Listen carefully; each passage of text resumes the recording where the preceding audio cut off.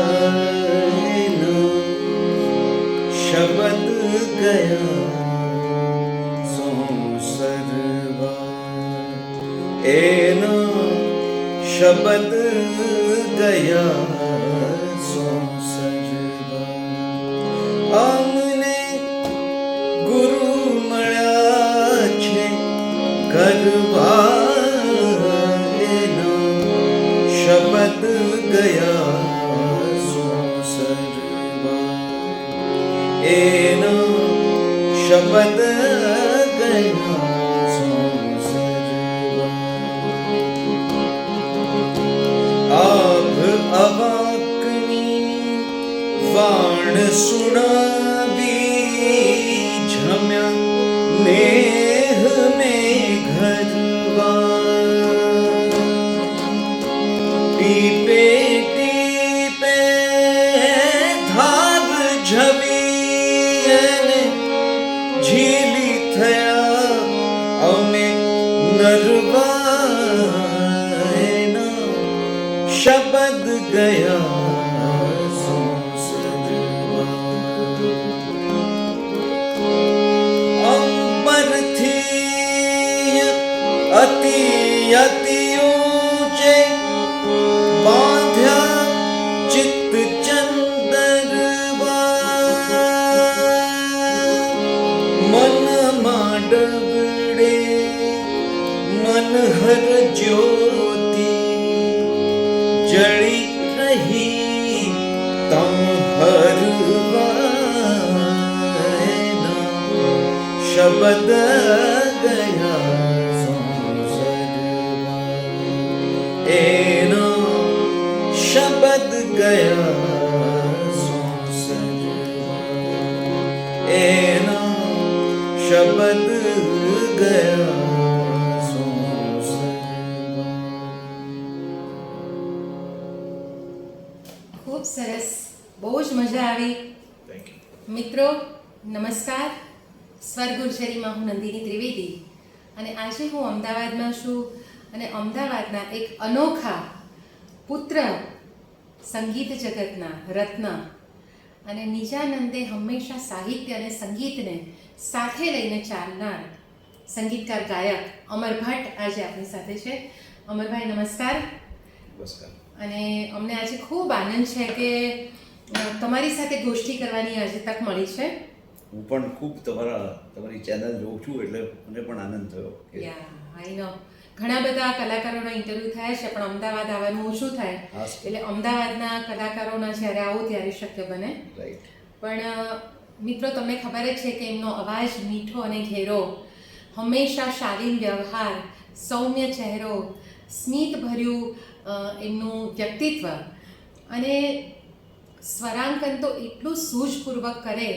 અને મને એવું લાગે છે કે અમરભાઈ તમે કાવ્યને બહુ મહત્ત્વ આપો છો અને એ રીતે મને એનો આનંદ પણ છે કે સરસ કાવ્ય રચના હોય અને એને સંગીતનો શણગાર મળે તો એની એક આખી બ્યુટી અલગ હોય છે. તમે એ કાવ્ય સંગીત અને કાવ્ય પંક્તિઓનું અર્થઘટન પણ બહુ સરસ રીતે કરો છો. એટલે અમર ભટ્ટને સાંભળવા એ જાણે ગુજરાતી કલા સંસ્કૃતિનું એક મનોરમ કર્ણતીર્થ છે. અમર ભટ્ટ એટલે ગુજરાતીને ખૂબ ચાહનાર વ્યક્તિ અને નખશીક કલા સાધક. તો એવા અમરભાઈ આજે આપણી સાથે છે. અમરભાઈ તમે હમણાં છે બહુ જ સુંદર રચના સંભળાવી, એ કોની હતી એ આપણે દર્શકોને જણાવીએ. હા, એટલે તમે જાણો છો કે આમ હું વ્યવસાય વકીલ છું. રાઈટ. અને હું આમ કહેતો હોઉં છું, સંસ્કૃતનું એક સુભાષિત છે કે કાવ્ય શાસ્ત્ર વિનોદેન કાલો ગચ્છતિ ધીમતામ. એટલે બુદ્ધિશાળીઓનો સમય કાવ્ય, જેમાં કાવ્ય ગાન આવી જાય, શાસ્ત્ર એટલે વકીલાત આવી જાય અને વિનોદ એટલે હ્યુમર આવી જાય, એમાં બુદ્ધિશાળીઓનો સમય જાય છે એવું સંસ્કૃતમાં કહ્યું છે. એટલે મારી જાતને બુદ્ધિશાળી સમજીને એમાં કરું છું. આજે હતી એ રચના આપણા કવિ મનુભાઈ ત્રિવેદી, જેમણે સરોદના ઉપનામથી સાધનાની કક્ષાની કવિતાઓ લખી અને ગાફિલના ઉપનામથી ગઝલો લખી. એ મનુભાઈ ત્રિવેદીની રચના કેમ પસંદ કરી? કારણ કે એક તો ગુરુ વંદના છે, અમને ગુરુ મળ્યા છે ગરવા, કારણ કે વકીલાત અને સંગીત બંનેમાં ગુરુનો મહિમા છે. અને સાથે એ મનુભાઈ ત્રિવેદી પોતે અમદાવાદની સ્મોલ કોસ્ટ કોર્ટમાં જજ હતા ત્યારે એમનું અવસાન થયું. એટલે એ પણ કાયદા સાથે સંકળાયેલા. ઓકે, એટલે આમાં પણ કાયદો અને સંગીત સાથે છે. મિત્રો, બહુ જ પ્રતિષ્ઠિત લોયર તો છે જ અમદાવાદમાં, પણ સંગીત જગતના જે ચાહકો છે, ભાવકો છે, એમને માટે અમર ભટ્ટને સાંભળવા એટલે કશુંક જુદું અને કંઈક નવું સાંભળવું. એટલે આજે તમને બધું ચીલાચાલું કંઈ જ નહીં મળે, અને બહુ જ જે મળશે એ ખૂબ સુંદર મળશે. તો આપણે વચ્ચે વચ્ચે એમને સાંભળીશું પણ ખરા, અને એમની વાતો, એમની જર્ની વિશે પણ વાત કરીશું. તો તમે કાયદાની જે વાત કરી કે એ પણ લોમાં હતા, આ ફિલ્ડમાં હતા, તો તમને સંગીતમાં આવવાનો કેવી રીતે ઈચ્છા થઈ? એટલે કંઈક એવું પરિબળ હતું કે જે તમને આ ક્ષેત્રમાં ખેંચી લાવ્યું? મારા મમ્મી આમ નરસિંહરાવ દિવેટિયાના કુટુંબના, રાઈટ. એટલે રાયખડમાં મારું મોસાળ, અને એ મોસાળમાં કવિઓ આવે, કાવ્ય પઠનના કાર્યક્રમો થાય, સંગીતના અનેક કાર્યક્રમો થાય. દક્ષેશ ધ્રુવ અમારા ખાસ કુટુંબીજન, એટલે મારા માસા થાય. એમની રાતોની રાતો ચાલે એવી બેઠકો, ખાસ કરીને મે મહિનામાં વેકેશન હોય એ દરમિયાન. પછી પુરુષોત્તમભાઈ, દક્ષેશભાઈને લીધે પુરુષોત્તમભાઈ આવે, ક્ષેમુભાઈ પણ આમ એમની પુષ્કળ અવર જવર થાય, રાસભાઈ આવે. આ બધાને સાંભળતા કુતૂહલપૂર્વક પહેલાં તો કે ભાઈ શું ચાલી રહ્યું છે. એ કુતૂહલતા ક્યારે રસમાં પરિવર્તિત થઈ ગઈ એ મને ખ્યાલ એનો એક્ઝેક્ટ નથી, પણ એ બધું એટલું બધું પ્રહલાદ પારેખની કવિતામાં આવે છે ને કે અમે પીનારા એ અદ્ભુત રસોના ફરી ફરી, અમે ગાનારા એ રસ અસરને સૌ અનુભવી. એ અમારી મહેફિલો કરીને એમની કવિતા છે, શિકરીની જન્મ, કે અમે ગાનાર, અમે પીનારા એ અદ્ભુત રસોના ફરી ફરી. એ પીધું એ પછી ગાવામાં આવ્યું. ઓહ, વેરી નાઇસ. એટલે બાળપણથી જ તમને આ વાતાવરણ મળ્યું છે. વાતાવરણ મળ્યું. અને તમારા મારા મમ્મી ખૂબ સરસ છે, બહુ સુંદર ગાતા હતા. એની પાસેથી પહેલી રચના હું જે શીખ્યો એ પણ 12 વર્ષની ઉંમરે, વિરાટનો હિંડોળો. અરે વાહ, તો એ તો આપણે સાંભળીએ જ. પંડિત ઓમકારનાથજી એ ગાતા હતા.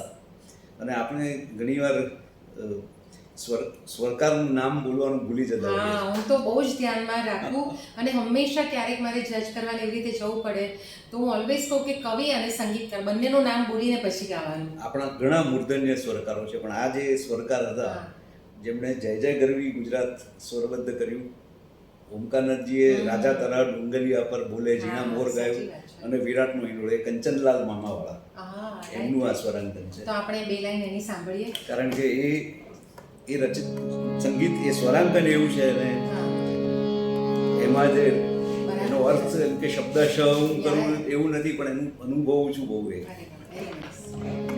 વિરાટનો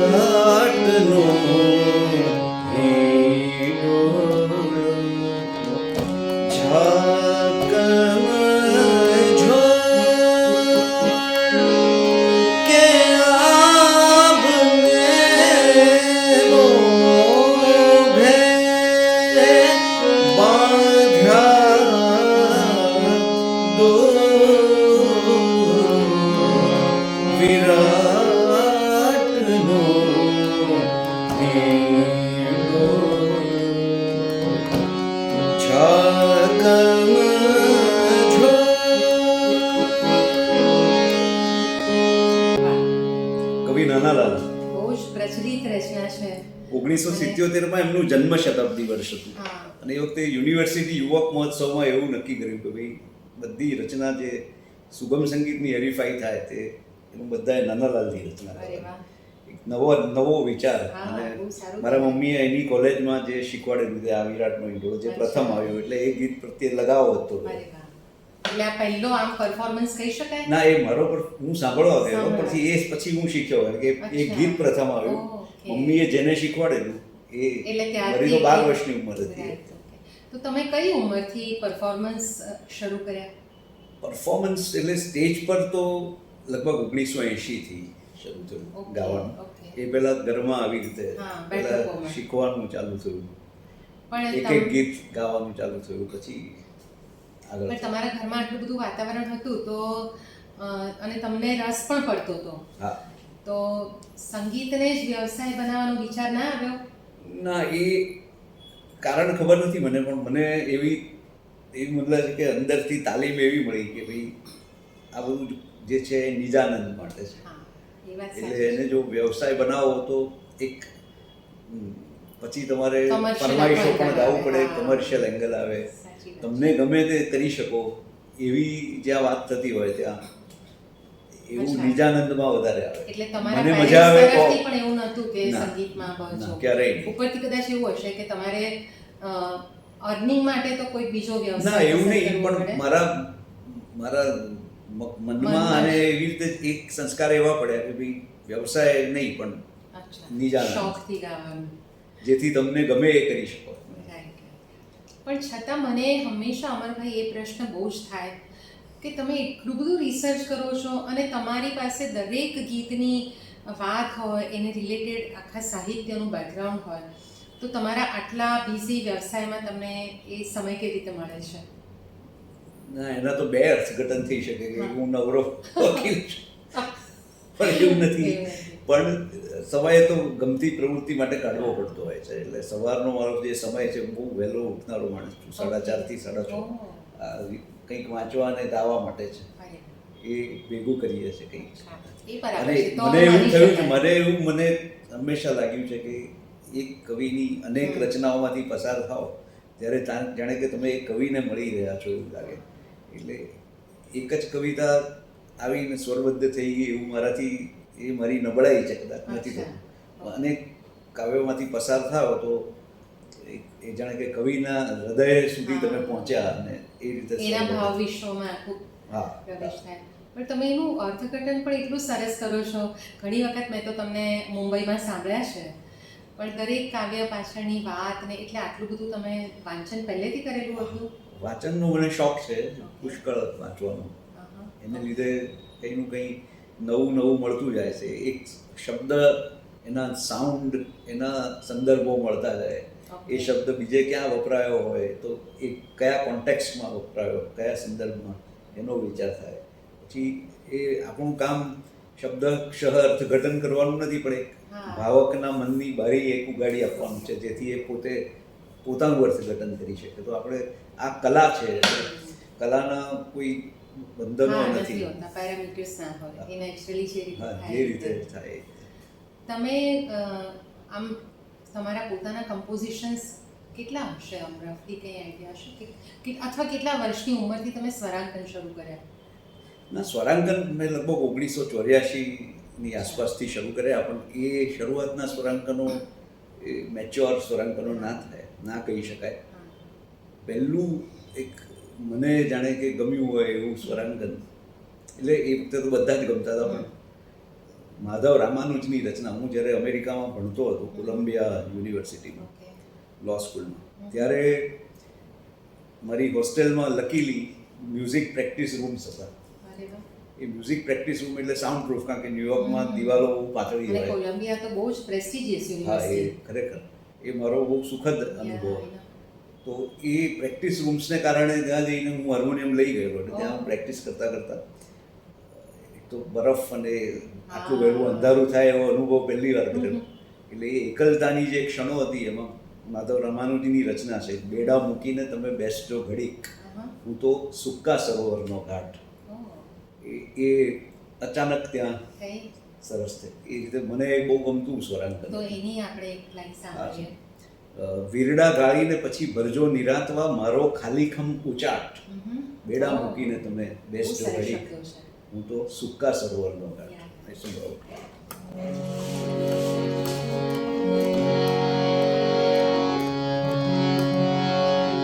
વીરડા ગાળીને પછી ભરજો નિરાંતવા, મારો ખાલીખમ ઉચાટ, બેડા મૂકીને તમે બેસજો ઘડીક, હું તો સૂકા સરોવરનો વીરડા ગાળીને પછી ભરજો નિરાંતવા, મારો ખાલીખમ ઉચાટ,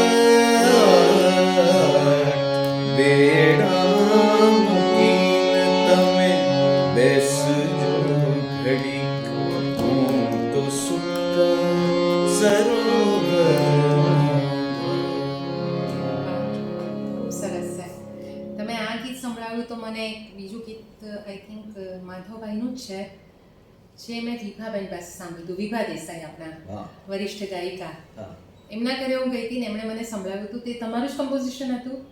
કોઈના અનહદ. હા એ મારું કમ્પોઝિશન. રાજભાઈ તો મને આપણે એકદમ યાદ આવ્યા એ સાંભળીએ. વખતે. હા, અને કોઈના અનહદ સ્મરણમાં આંખ ભીની, કોઈ એના અનહદના twisting, હા, સ્મરણમાં. એ ટ્વિસ્ટિંગ બહુ સરસ છે. કોઈ આપણે એ અનહદના સાંભળીએ એની બે લાઈન. સંભળાવું તમને. હા, ચોક્કસ. મેં કહું મારે આ શીખવું પણ છે, મારે અમરભાઈ પાસે શીખવું પડશે.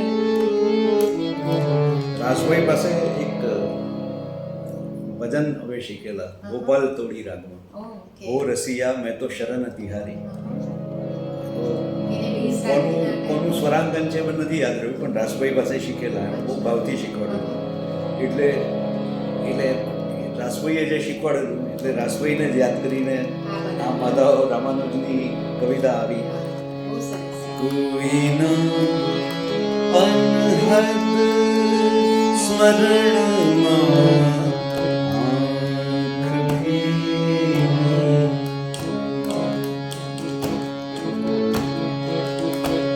કોઈના અનહદ સ્મરણમાં આંખ ભીની,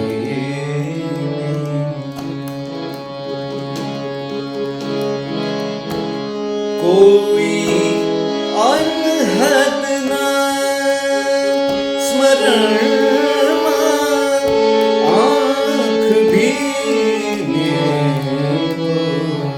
કોઈના અનહદ સ્મરણમાં આંખ ભીની.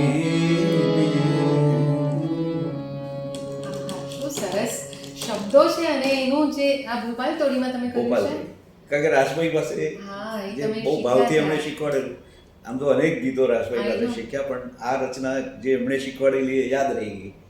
બહુ જ સુંદર, આમ ગુઝબમ્સ આવે હા. એ પ્રકારના શબ્દો પણ બહુ જ- એવા બહુ જ સુંદર. પાવરફુલ છે, એટલું જ સરસ કોઈ સ્વરાંકન છે. અનહદના સ્મરણમાં. અને બે લાઈનમાં કેટલા આખો અર્થ બદલાઈ જાય છે, બહુ એટલે સરસ. ખૂબ સુંદર રચના છે. અમરભાઈ, તમે તમારી રચનાઓ મોટા ભાગે ક્યાંક રાગ બેઝડ અથવા તો મિશ્ર રાગ હોય એ પ્રકારની છે. તો આ સ્વરાંકનો કેવી રીતે તમે કરો છો? કોઈ રાગને લક્ષ્યમાં રાખીને કે સાહજિક રીતે આવે છે? ના, એટલે શાસ્ત્રીય સંગીત હું શીખ્યો, કોની અને પાસે એ તમે શીખ્યા? હું મારી શરૂઆતમાં લીલાબેન ખાંડેકર પાસે. ઓકે. એ બહુ હા. નાના સ્કૂલમાં હતા ત્યારે અમે જતા હતા. અચ્છા.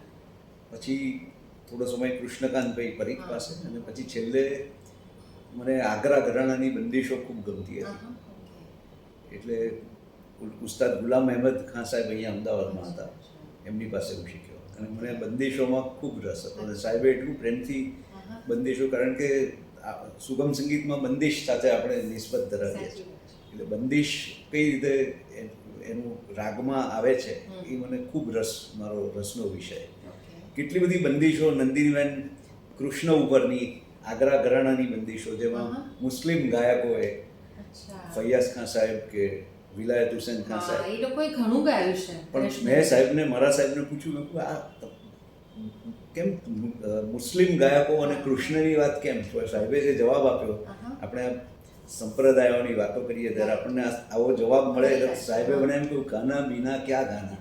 વાહ, ક્યાં બાત હે.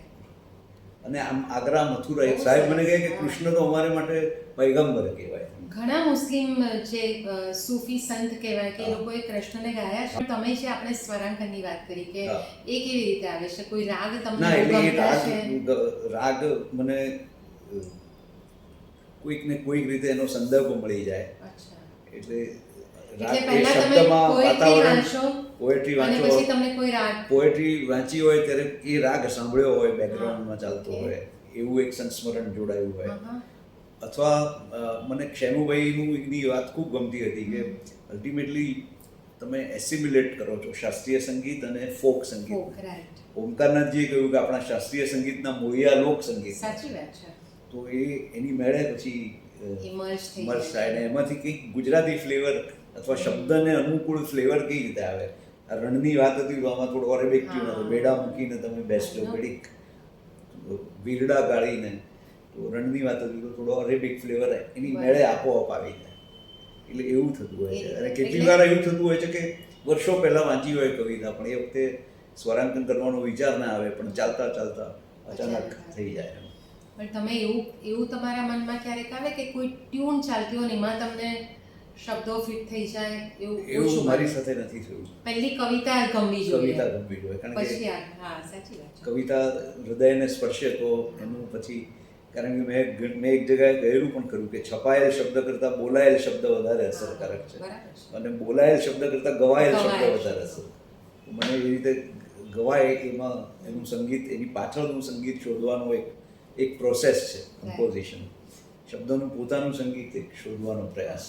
મને ઘણી વખત કોઈક પ્રશ્નો, મારે કંઈક લેક્ચર હોય કે એવું કહ્યું તો એવા બે એક વખત મને એવા પ્રશ્નો કોઈકે પૂછ્યા હતા કે સંગીતકાર પોએટ્રી કેવી રીતે પસંદ કરે છે, કે હું પોતે પણ કવિ છું, એટલે મેં કહ્યું કે એ જવાબ સંગીતકાર વધારે સારી રીતે આપી શકે. તો આપણે સ્વરાંકન વિશે તમે પૂછતા હતા કે, તો મેં કહ્યું કે રાગ બેઝ તો હોય છે જ, કારણ કે શાસ્ત્રીય સંગીત એક પાયો છે.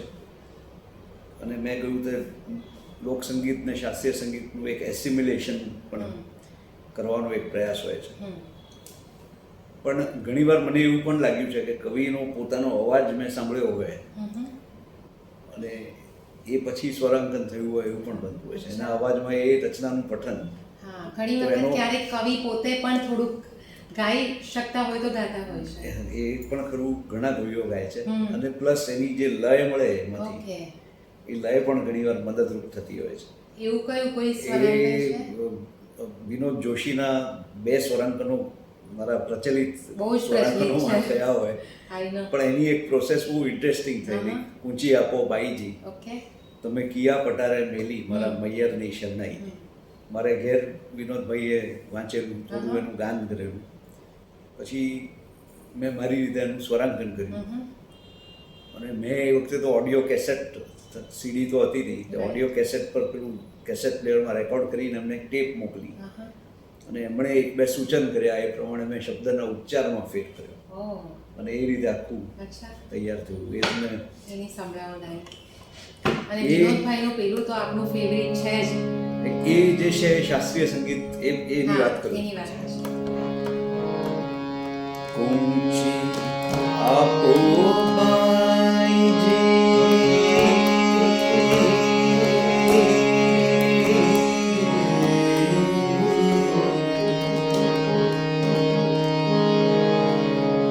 ઘણા સાંભળીને શીખતા હોય છે, પણ એમાં ને એ પહેલા શબ્દો પર એક કોન્સન્ટ્રેટ કરે છે, જે ઘણા લોકો કે ભાઈ સાસુ પાસે તમે ચાવી માંગી એમ, એટલે એમ કે લાઇટ ગીત છે, પણ આ લાઇટ ગીત નથી, આ પેથોસ છે. આમાં મારા મૈયરની શરણાઈજી તમે કિયા પટારે મેલી. હવે એટલે જે સાંભળીને શીખે છે ને, એ નંદીને મેં આવું કરેલું, ખાલી કેસેટ સાંભળ્યું. ઊંચી આપો બાઈજી, મારું મેં જે સ્વરાંકન છે એમાં કોમળ દૈવત નોટ જ છે.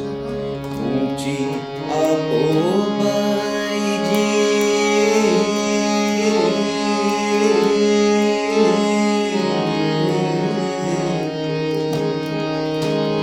તમે કિયા પટારે મેલી મારા મૈયરની શરણાઈજી,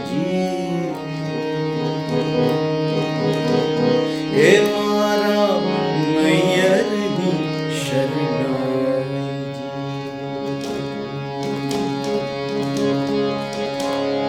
તો શરણાઈજીમાં જે નિષાદથી સા પર જાય છે, શરણાઈજી, બિસ્મિલ્લા ખાનની તમે શરણાઈ તમે બોલો તો કાયમ નિષાદથી શરદ પર જાય છે. અને આ કોમળ દૈવતનો, અને કેટલો સ્પર્શ, એક સ્પર્શથી આખો અર્થ એટલે ભાવ બદલાઈ જાય છે. હા, એટલે ઘણા પેલું આની આ બધું બાઈ જે પેલું તિહાઈ કરે એનો કોઈ મિનિંગ નથી. એ જેમ પાસે બેસીને કમ્પોઝરની પાસે બેસીને શીખો ને જે એના નુઆન્સીસ ખબર પડે. એટલે તો ગુરુ શિષ્ય પરંપરાનું મહત્વ છે. ભલે અત્યારે ઓનલાઈન એકેડેમી ચાલતી હોય, પણ જે સામે બેસીને તમે કરો એકદમ એનો, અને આ માઇન્યુટ ડિટેલ તમને ગુરુ પાસેથી જ મળે. સો ધેટ્સ વેરી નાઇસ. અને મારું બહુ જ પ્રિય ગીત વિનોદ જોશી, બહુ જ પ્રિય કવિ હા સખી મારો સાહેબો તો આપણે સાંભળવું જ પડે. એ મેં કહ્યું ને એ બંદિશ જે મારા સાહેબ પાસે રાગ જોગ, હા બહુ જ સુંદર રાગ અને છે. આપણે ત્યાં શાસ્ત્રીય સંગીતમાં રાગ જોગ છે અને ગરબામાં ફોક ઢાળમાં પણ જોગ રાગના સ્વરો બહુ છે. અને આગ્રા ઘરાનામાં જે જોગ રાગ ગવાય એ બે નિષાદ વાળો જોગ રાગ. સગમ ગની ગસની પની સગની ગમ પની નિસાની પમગમની ગસની એટલે એ સાહેબને, મારા સાહેબને યાદ રાખીને મેં એમાં બે નિશાદ લીધા છે. એટલે આખી યુનિકનેસ છે. સાજન મોરે ઘર આए,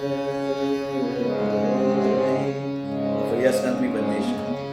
कैसी चूक भई मुझसे साजन मोरे घर मंगल गाँव चौकपुर प्रेम पिया विरमाए साजन मोरे घर એટલે એ બે નિશાદ આવ્યા એટલે એના પછી સખી મારો સાહેબો સુતો, સખી મારો સાહેબો સુતો ફળીએ ઢાળી ઢોલિયો એ હું તો મેળીએ ફાનસ ઓલવી ખાલી પડખે પોઢી જાઉં. સખી મારો સાહેબો સુતો એક તો माझं રાતની રજાઈ ધબકારે ધબકારે મારા પંડથી સરી જાય.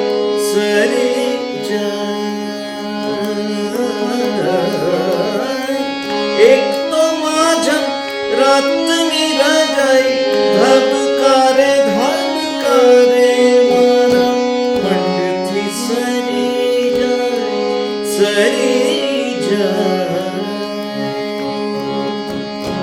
એકલી ભાળી પાતળો પવન કોયણાથી પંપાળતા ઝીણો સાથીઓ કરી જાય. સખી મારો સાહેબો સુનો, સખી મારો સાહેબો સુનો અમથો કોના જેટલો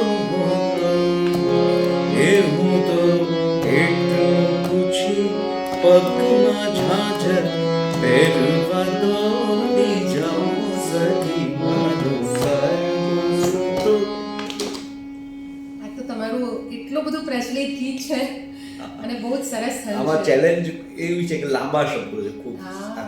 સખી મારો સાહેબો સુતો ફળીએ ઢાળી ઢોલિયો હું તો મેડીએ ફાનસ એટલું ઓલવી આ, ખાલી I know. પડખે.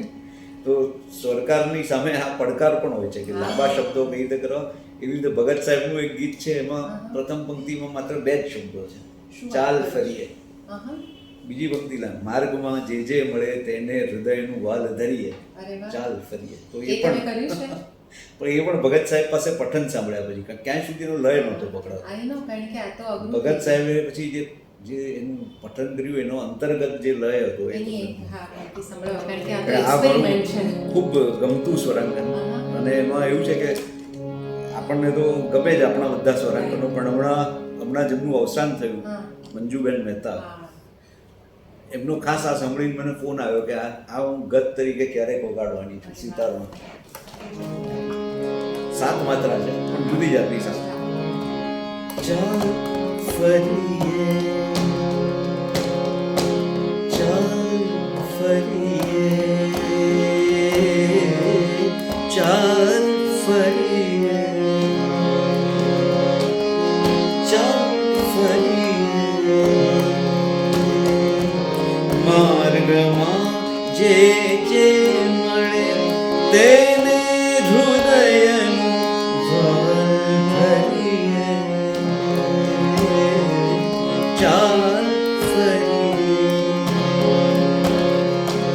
માર્ગમાં જે જે મળે તેને હૃદયનો ભાર ધરીએ ચાલ ફરીએ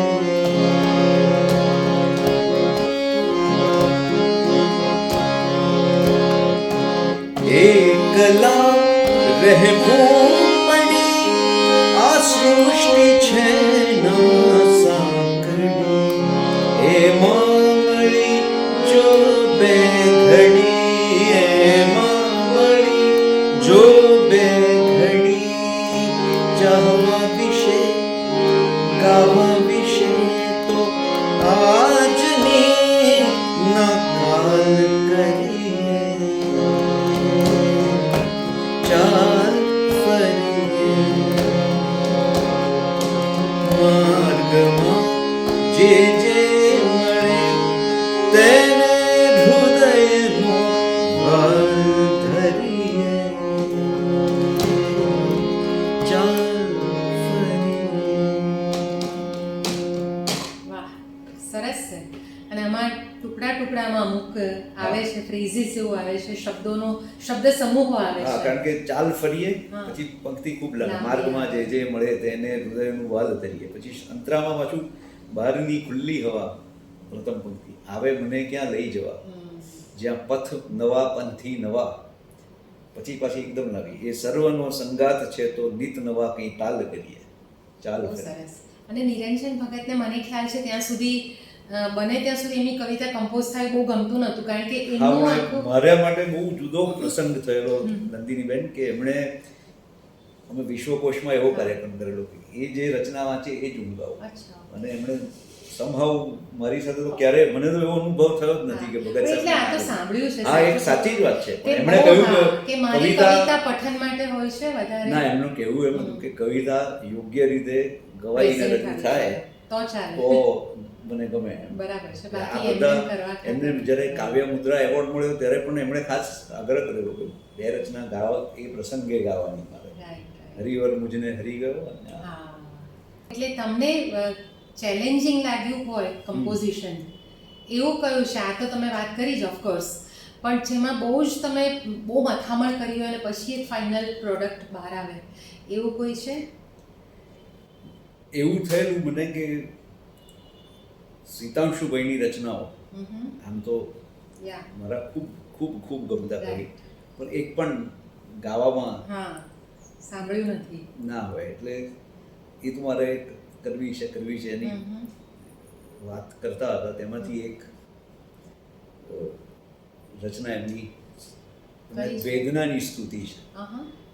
સ્તુતિની વેદના જાણે કે પડકાર છે. ઓહ, અચ્છા. વેદના તું અંધ ના કર, વેદના તું નેત્ર દે. ઓહ, અરે વાહ, અને એમાંથી બહુ સરસ શબ્દો છે. તો એક- એને એક બહુ લાગી. ટાઈમ લાગ્યો તો? હા, એટલે ઘણા વખત પછી ને પછી થઈ ત્યારે એકદમ ફ્લોમાં આવી ગયું. ઓકે. હું તમને સહેજ સંભળાવું હા, ચોક્કસ. કારણ કે એમાં એક અદ્ભુત કવિ હા, આપણે નવું જ સાંભળવું છે તો સીતાંશુભાઈનું તમે હા, સીતાંશુ. ચોક્કસ.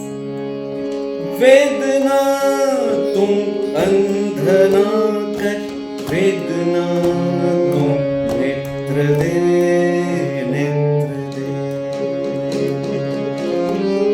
वेदना तुम अंधना कर, वेदना तुम नेत्र दे, नेत्र दे.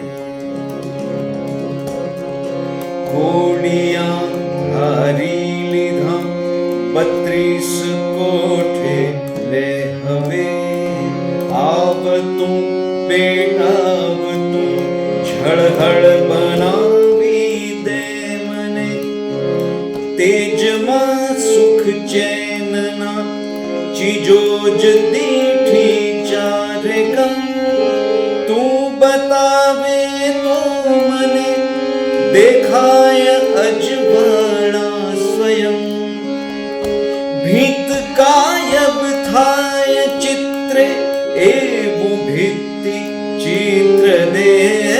વેદના તું અંધના કર, વેદના તું નેત્ર દે, નેત્ર દે. તું નકારાકાર થા, એક અણધાર્યો પ્રવાસ, ક્યાં જવું ક્યાં થઈ જવું કે કઈ રીતે નક્કી ન ખાસ. એટલું નિશ્ચિત કે જ્યાં છું ત્યાં નથી રહેવું હવે. થીજવના પીગળાવતું મારે સભર વહેવું હવે. કોક સાવ અજાણ જણ પર એક ભલામણ પત્ર દે. વેદના તું નિંદના કર, વેદના તું નેત્ર દે, નેત્ર દે, નેત્ર દે, નેત્ર દે. વાહ, બહુ સરસ રચના છે. અગન પંપાળી શકે. પેલું આ ટાઈપની છે કબીરના છે બધા અમુક ટાઈપના પદોનું થોડુંક હા, એ ટાઈપનું, એટલે તમે કેવી કોઈક વિશ્વમાં પહોંચી ગયા નહીં. અગન પંપાળી શકે એવો પ્રસન્ન કરાગ્ર દે. અરે વાહ, બહુ સરસ. વેદના તું અંદર. એટલે એ મને થયું કે મારે કરવી જોઈએ સીતામઢી. વાહ, એટલે આ થોડું ચેલેન્જિંગ હતું. હા. પણ મને લાગે તમને કોમળ સ્વરો વાળા રાગો વધારે ગમે છે, એવું છે?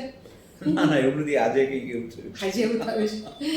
મને તો પર્સનલી બહુ જ ગમે છે સવારના રાગો, એની આખી ઇમ્પેક્ટ. જો કે બધા રાગોનું તો સૌંદર્ય અલગ જ છે, એટલે એના વિશે મને સારંગ બેઝ રાગ ગમે છે. હા. શુદ્ધ સારંગ ખાસ કરીને. Right. એવા બધા ફોક થોડાક એમાં ટચ હોય ટાઈપના. ઓકે મિત્રો, અમરભાઈના પત્ની વિરાજ અમર ખૂબ જાણીતું નામ શાસ્ત્રીય સંગીત ક્ષેત્રે, અને બહુ જ સરસ કામ કરી રહ્યા છે. એકેડેમિક્સમાં પણ કરી રહ્યા છે અને ક્લાસિકલ મ્યુઝિકમાં પણ કરે છે. તો અમરભાઈ, તમે તો સંપૂર્ણપણે સુગમ સંગીતના વ્યક્તિ છો અને એને ચાહો છો, અને વિરાજબેન ક્લાસિકલ તરફ કરે છે. તો તમે તમારી જીવનયાત્રામાં સંગીત કઈ રીતે કોઈક રીતે તમને જોડે છે કે તમે સાથે કશું કામ કર્યું છે? એટલે સંગીતને લીધે જ અમે જોડાયા એમ કહેવાય. અચ્છા. અલબત્ત તમારા ક્ષેત્રો જુદા છે, પણ હું મારી પોતાની વાત કરું તો હું સાંભળું છું શાસ્ત્રીય સંગીત જ વધારે, ઓકે. પણ ગાઉં છું આ શબ્દ પ્રધાન સંગીત. એટલે ઘણીવાર હું એમ કહું છું કે શબ્દ પ્રધાન સંગીત, શાસ્ત્રીય સંગીત, શબ્દ વિહીન સંગીત સાંભળવાનો આનંદ હું શબ્દ પ્રધાન સંગીત ગાઈને કરું છું. અરે વાહ. પણ વિરાજ તો શુદ્ધ શાસ્ત્રીય સંગીત. ઉપાસના school of performing arts, Gujarat university, any A founder director. Right. એમાં ઓતપ્રોત પણ અમે બે રચનાઓ સાથે સ્વરબદ્ધ કરેલી. એક મનોજ કંડેરિયાની ગઝલ છે, રસમયની જુદી નિયમ સાવ નોખા, અમારે તો શબ્દો જ કંકુને ચોખા. અને એક બીજું રાજેન્દ્ર શાહનું ગીત છે, મન મેં તારું જાણ્યું ના, જાણ્યું ના. અચ્છા. આંગણે જેને ઈજન દીધું, ઘરમાં એને આણ્યું ના. ઓકે. એ વિરાજનું, એટલે વિલાસખાની તોડી પર આધારિત એનું બહુ સરસ. એટલે એમણે પોતે ગાયું પણ છે? ના, ગાયું ગાર્ગીએ છે, ગાયું છે, પણ સ્વરબદ્ધ સ્વરાંકન અને એ તમે બંને સાથે કર્યું છે? કમ્પોઝિશન અમે સાથે. Very nice. અને મારી એક આલ્બમમાં કવિ નાનાલાલની એક રચના પરમ પ્રેમ પરબ્રહ્મ, એ કવિ ચંદ્રકાંત શેઠે મને ધ્યાન દોરેલું કે આ કરવા જેવી છે. તો એ મધ્યાલય એકતાલમાં એનું સ્વરાંકન ભૈરવી રાગમાં, એ એકદમ ક્લાસિકલ બેઝડ, પ્યોર ક્લાસિકલ મધ્યાલય એકતાલ, એટલે વિરાજ પાસે ગૌરાવી છે. અરે વાહ, વેરી નાઇસ. નાનાલાલના શબ્દો પણ એણે કર્યા છે. ના તો આપણે એકચ્યુઅલી સાહિત્ય પરિષદનું જે જૂનાગઢનું અધિવેશન થયું ને, એમાં વ્રજ ભાષાના શબ્દો જનરલી શાસ્ત્રીય સંગીતમાં આવતા હોય, પણ ગુજરાતી કવિતા પણ શાસ્ત્રીય સંગીતમાં ગાઈ શકાય એનું ડેમોન્સ્ટ્રેશન પણ એણે આપ્યું. અરે વાહ. તો એમનો તો મારે ફરી ઇન્ટરવ્યૂ કરવો જ પડશે. એ વખતે આપણે વિરાજ અમરને પણ સાંભળશું. તો મિત્રો, અમર ભટ્ટ સાથેની સંગીત યાત્રા ચાલુ જ છે. ભાગ 2માં આપણે એમના ખૂબ સુંદર ગીતો અને રસપ્રદ વાતો સાંભળીશું આવતા ગુરુવારે. ત્યાં સુધી સ્વરગુર્જરી જોતા રહેજો, માણતા રહેજો, અને બીજો ભાગ પણ બિલકુલ ચૂકતા નહીં. તો મળીએ આવતા ગુરુવારે. હે જીવાલા સાવર અધૂરું મારું આયખું, હે જી એના બાકી છે રે કોડ અપરંપા.